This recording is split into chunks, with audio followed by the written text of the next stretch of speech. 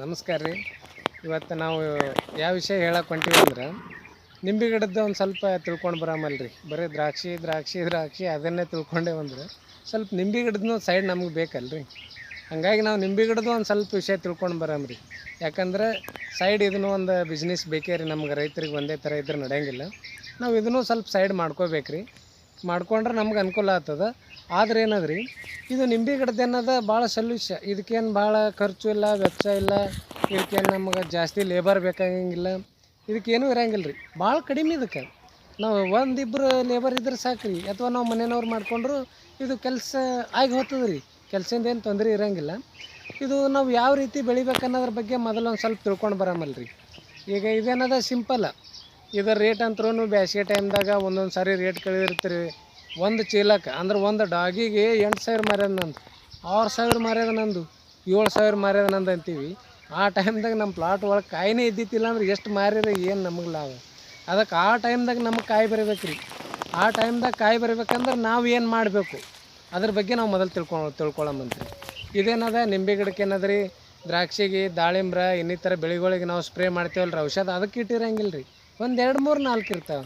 ಇದಕ್ಕೇನು ಭಾಳ ಅದು ದೊಡ್ಡ ಖರ್ಚು ಇರೋಂಗಿಲ್ಲ ರೀ, ದೊಡ್ಡ ರೇಟು ಇರೋಂಗಿಲ್ಲ. ಅದಕ್ಕೆ ಸ್ವಲ್ಪ ನಾವು ಯಾವ ಟೈಮ್ದಾಗ ಮಾಡ್ಕೊಂಡೇ ಅಂದ್ರೆ ರೀ ನಮ್ಗೆ ಹೆಚ್ಚಿನ ಲಾಭ ಸಿಗ್ತದೆ ಅನ್ನೋದ್ರ ಬಗ್ಗೆ ಮೊದಲು ತಿಳ್ಕೊಬೇಕು ರೀ. ನಾವು ಈಗ ಸದ್ಯಕ್ಕೆ ನಮಗೆ ಹೆಚ್ಚಿನ ರೇಟ್ ಸಿಗ್ಬೇಕಂದ್ರೆ ಯಾವಾಗ ಇದು ಹೆಚ್ಚಿನ ರೇಟ್ ಯಾವ ಟೈಮ್ದಾಗ ಇರ್ತದೆ ಅನ್ನೋದು ಒಂದು 3-4 ವರ್ಷ ಅಂತ ನಿಮ್ಗೆ ಕಂಪಲ್ಸರಿ ಗೊತ್ತೇ ಇರ್ತದೆ. ಅದಕ್ಕೆ ಯಾವ ತಿಂಗಳದಾಗ ರೇಟ್ ಇರ್ತದೆ, ಆ ತಿಂಗಳದಾಗ ನಾವು ಹೂ ಬಿಡಿಸಿದೇವಂದ್ರೆ ನಮಗೆ ಯಾವಾಗ ರೇಟ್ ಇರ್ತದೆ ಅನ್ನೋದು ನಾವು ಮೊದಲು ನಮ್ಮ ತಲೆಯಾಗಿರ್ಬೇಕು ರೀ. ನಮ್ಮ ತಲೆಯಾಗಿತ್ತಂದ್ರೆ ನಾವು ಕರೆಕ್ಟಾಗಿ ಕೆಲಸ ಮಾಡಿರ್ತೀವಿ, ನಮಗೆ ರೇಟಿಗೆ ಕಾಯಿ ಬರ್ತದೆ, ನಮಗೆ ರೇಟಿಗೆ ಸಿಗ್ತದೆ ರೀ, ನಮಗೆ ಹೆಚ್ಚಿನ ಲಾಭ ತೊಗೊಳಕ್ಕೆ ಸಾಧ್ಯ ಅದ. ನಾವು ಆ ಟೈಮ್ದಾಗ ಹೂ ಬಿಡಿಸ್ಲಿಲ್ಲ, ತಾನೇ ಯದ್ವಾ ನಿಂಬೆ ಗಿಡ ಹಚ್ಚಿದೇವಳು ತಾನೇ ಚಿಗಿತದೆ, ತಾನೇ ಹೂ ಬಿಡ್ತದೆ, ತಾನೇ ಕಾಯಿ ಆಗ್ತದೆ, ಮಾರ್ಕೆಟಿಗೆ ಹರ್ಕೊಂಡು ಒಯ್ದ್ರಾಯ್ತು ಅಂತ. ಆಳಾಗ ನಾವು ಇಲ್ಲಿ ಯದ್ವಾನೇ ಕೆಲಸ ಮಾಡಿರ್ತೀವಿ, ನಮಗಲ್ಲಿ ರೇಟ್ನೊಳಗೆ ಯದ್ವಾನೇ ಕೊಟ್ಟು ಬಿಡ್ತಾರೆ. 500, 600, 1000 ಹಿಂಗೆ ಕೊಟ್ಟು ಬಿಡ್ತಾರೆ.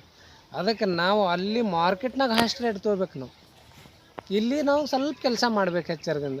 ಇದಕ್ಕೇನಪ್ಪ 24 hours ಕೆಲಸ ಮಾಡ್ಬೇಕನ್ನೋದು ಏನಿಲ್ಲ. ಮುಂಜಾನೆ ಒಂದು ಸ್ವಲ್ಪ, ಸಂಜೆ ಮುಂದೆ ಒಂದು ಸ್ವಲ್ಪ ಮಾಡಿಬಿಟ್ರೆ ಮುಗಿದೋಯ್ತು ರೀ.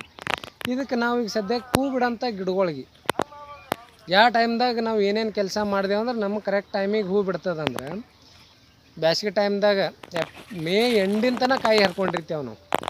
ಹರ್ಕೊಂಡು ಒಂದು ಸ್ವಲ್ಪ ನೀರಿನ ಪ್ರಮಾಣ ಕಡಿಮೆ ಮಾಡ್ಕೊಳ್ಳೋದ್ರಿ. ಟೈಮ್ದಾಗ ನೀರಿನ ಪ್ರಮಾಣ ಕಡಿಮೆ ಮಾಡಿದೆವಂದ್ರೆ ಸ್ವಲ್ಪ ಗಿಡ ಮರಗದಂಗೆ ಆಗ್ತದೆ ರೀ, ಬಾಡಿ ಹೋಗ್ತದೆ ರೀ.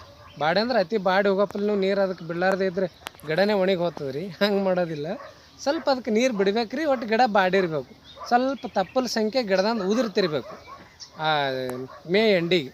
ಆ ರೀತಿ ಮಾಡಿಕೊಂಡು ಸ್ವಲ್ಪ ಮಳೆ ಸ್ಟಾರ್ಟ್ ಆಗ್ತದೆ ರೀ. ಯಾವಾಗ ಜೂನ್ ತಿಂಗಳದಾಗ ಫಸ್ಟ್ ವಾರನಾಗ ಬರಲಿಲ್ಲ ಅಂದರೂ 2ನೇ ವಾರನಿಗಾರೆ ಮಳೆ ಕಂಪಲ್ಸರಿ ಬಂದಿರ್ತದೆ. ಆ ಟೈಮಟ್ಟಿಗೆ ನಾವೇನು ಮಾಡ್ಬೇಕು ರೀ, ಬೇಸಿಗೆ ಟೈಮ್ದಾಗ ನೀರು ಕಾಯಿ ಜಾಸ್ತಿ ಅದಾವತ್ತಂದು ನಾವು ನೀರು ಜಾಸ್ತಿ ಬಿಟ್ಟಿರ್ತೇವೆ, ಮಡಿ ಹೊಡೆದಿರ್ತದೆ, ಸ್ವಲ್ಪ ಹುಲ್ಲು ಬೆಳೆದಿರ್ತದೆ. ಇದು ಎಲ್ಲವನ್ನು ಕಸ ತಕ್ಕೊಂಡು ಮಡಿ